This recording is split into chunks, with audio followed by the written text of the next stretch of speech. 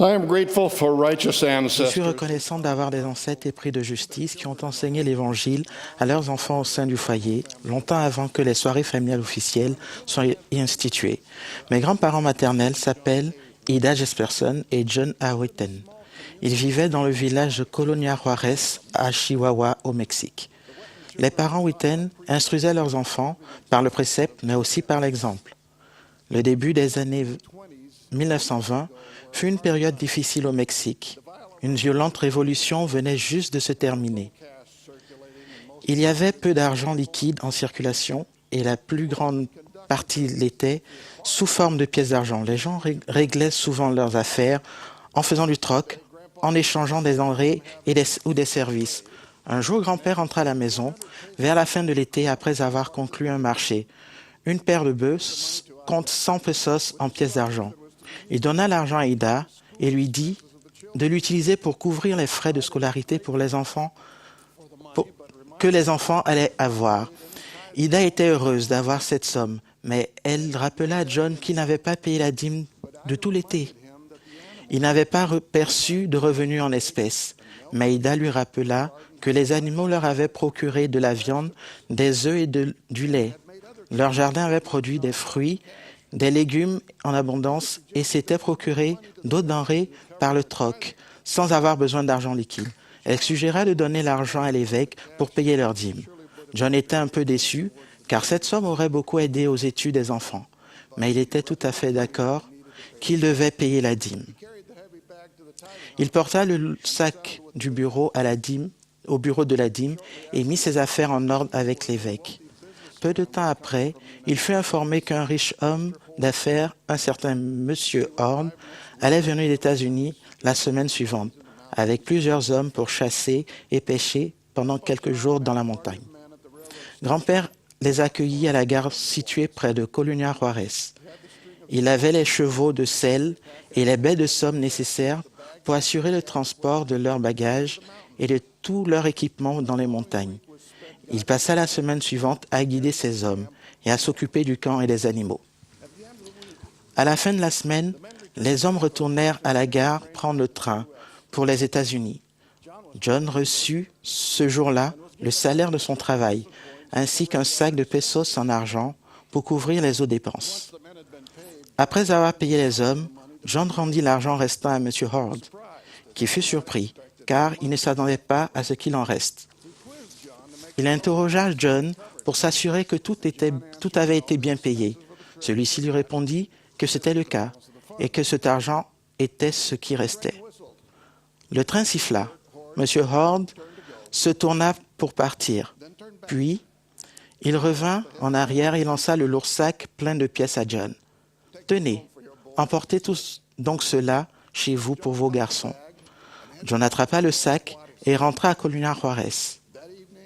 Ce soir-là, quand la famille se rassembla après le dîner pour écouter l'histoire du voyage, John se souvint du sac et l'apporta et le mit sur la table. Il dit qu'il ne savait pas combien d'argent il y avait dans le sac. Aussi, pour le plaisir, il vida le sac sur la table. Cela faisait un fameux tas.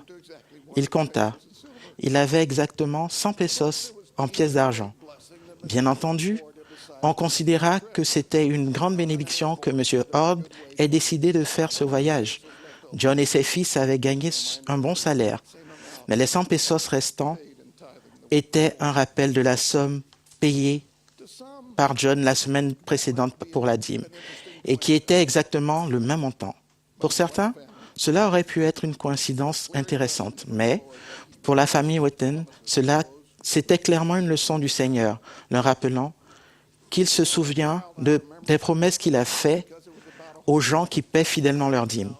Quand j'étais enfant, j'adorais cette histoire à cause du voyage à dos de cheval et le camping dans la montagne pour aller chasser et pêcher.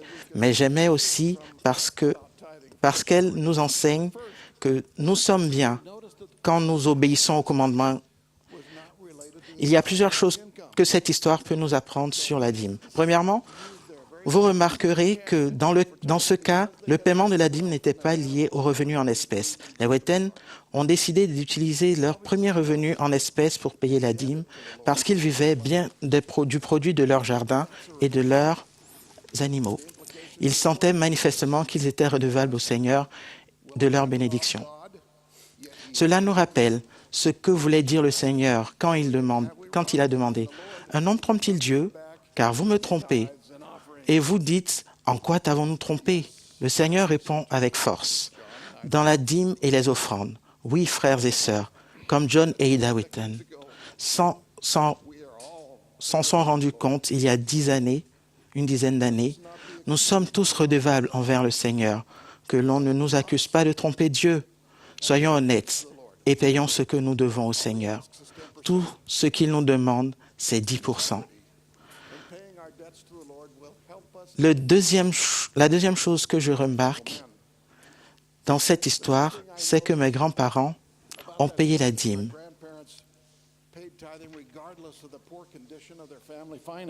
Malgré l'état précaire des finances familiales.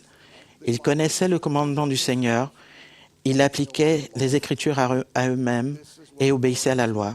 C'est ce que le Seigneur attend de tout son peuple. Il attend que nous payions la dîme, non celle de notre abondance, ni des restes du budget familial, mais comme il a commandé autrefois, des prémices de nos revenus, qu'ils soient faibles ou abondants. Le Seigneur a commandé, « Tu ne différeras point de m'offrir les prémices de ta vendange. » Je sais par expérience personnelle que la façon la plus sûre de payer fidèlement la dîme est de payer dès que je reçois un revenu. En fait, je me suis rendu compte que c'est la seule façon. Nous apprenons de mes grands-parents Wheaton que la dîme n'est pas une affaire d'argent. En réalité, c'est une affaire de foi au Seigneur. Il promet des bénédictions si nous obéissons à ses commandements. Il est évident que John et Ida Wheaton ont fait preuve d'une grande foi en payant leur dîme. Montrons notre foi au Seigneur en payant notre dîme. Payons-la en premier. Payons-la honnêtement. Enseignons nos enfants à payer la dîme, que ce soit sur leur argent de poche ou d'autres revenus, et ensuite emmenons-les au règlement de la dîme pour qu'ils soient au courant de notre exemple et de notre amour pour le Seigneur. On peut tirer une conclusion erronée de l'histoire de mes grands-parents.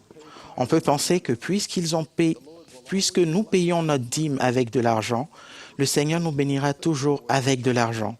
C'est ce que j'avais tendance à penser quand j'étais enfant. J'ai appris depuis que cela ne fonctionne pas nécessairement ainsi. Le Seigneur promet des bénédictions à ceux qui paient leur dîme. Il promet d'ouvrir les écluses des cieux et de répandre sur nous la bénédiction d'abondance. Je témoigne qu'il tient ses promesses et que, si nous payons fidèlement la dîme, nous ne manquerons pas des nécessités de la vie, mais il ne nous promet pas la richesse. L'argent et les comptes bancaires ne sont pas ses plus grandes bénédictions. Il nous bénit en nous donnant la sagesse de gérer nos bénédictions matérielles limitées. Sagesse qui nous permet de mieux vivre avec 90% de nos revenus qu'avec 100%.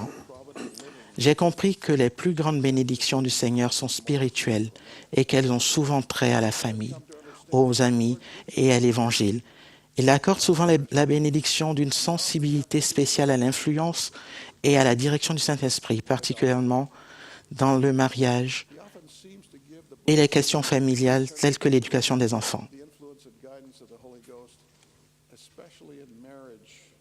And family matters, like raising children.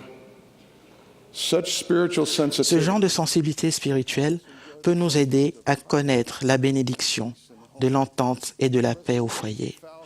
Le président Faust a suggéré que le paiement de la dîme était une excellente assurance contre le divorce. Le paiement de la dîme nous aide à acquérir un cœur soumis et humble, un cœur reconnaissant qui a tendance à confesser à sa main en toutes choses. Le paiement de la dîme produit en nous un cœur généreux et miséricordieux, un cœur charitable, rempli d'amour, pur du Christ. nous devenons vivement désireux de servir les autres et de leur faire du bien d'un cœur obéissant et soumis à la volonté du Seigneur. Les payeurs de dîmes fidèles voient leur foi en Jésus-Christ renforcée et ils acquièrent un témoignage ferme de son évangile et de son Église. Aucune de ces bénédictions n'est monétaire ni matérielle, à aucun point de vue, mais ce sont certainement les plus grandes bénédictions du Seigneur. Je témoigne que si nous payons fidèlement notre dîme, le Seigneur ouvrira les écluses des cieux et déversera sur nous ses plus grandes bénédictions. Au nom de Jésus-Christ. Amen.